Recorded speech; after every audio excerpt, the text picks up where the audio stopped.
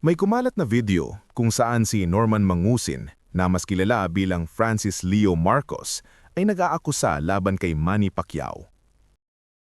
Ayon sa anya, may utang daw si Manny na $30 million mula pa noong 2018. Ito si Manny Pacquiao na pag-ahalatang nagiging trapo na. Sinabihan ko nga si Johnny. Sinabihan ko nga si Johnny, ikaw, wag mong ididikit sa pangalan ko yan. Kung magpo-post ka, na lang, wag mong pa-share sa FLM family yan. Ginano ko si Johnny. Alam mong may utang sa akin yan eh. Hindi pa nagbabayad eh. Malato ba yan? $30 million ang utang sa amin yan. 2018 yun. That would be $1.7 billion.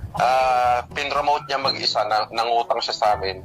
Complete, nakademanda yan. Lalabasan na nga ng warrant. Nangako sa amin na titriplehin yung pera namin pagkatapos ng matisipay. Kung hindi mo pa i-demanda, hindi pa sasagot. Ang dinali niya sa amin, $1.7 billion. Malato ba yan? Ang dami niyang pinag-uutangan. Basta yung buong grupo namin.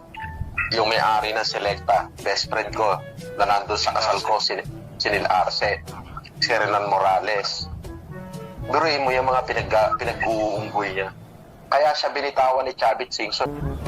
Lagi niya ipinangangako, may laban ako, makabayad ako agad, may laban ako, may laban. Senador pa ako, mga ganun.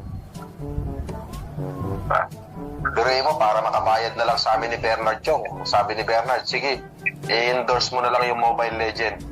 Sa tulong ni Makagago, WhatsApp man, nakarating ito kay Manny. Na almost $30 million. Pero pakinig muna natin kasi hindi ito alam ni Boss Manny, wala siyang idea dito. Ito po. Ay, trapo daw. Nasabi po niya, Boss Manny, na kayo daw ay, yun nga, narinig niyo, na trapo daw. na-meet yan? Ayan, hindi niya na-meet. Alam mong may utang sa akin yan, hindi pa nagbabayad eh. Malato ba yan? $30 million ang utang sa akin.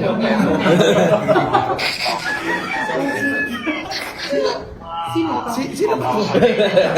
Naputi $1.7 Sino ba ito ba? Nagtatrack siya ito ah. Yung masisipay. Baka nagda-drugs to. Boss Manny. Pinromote niya mag-isa na nangutang siya sa amin. Complete, nakademanda yan. Lalabasan na ng warrant. Baka naman nagda-drugs ito siya.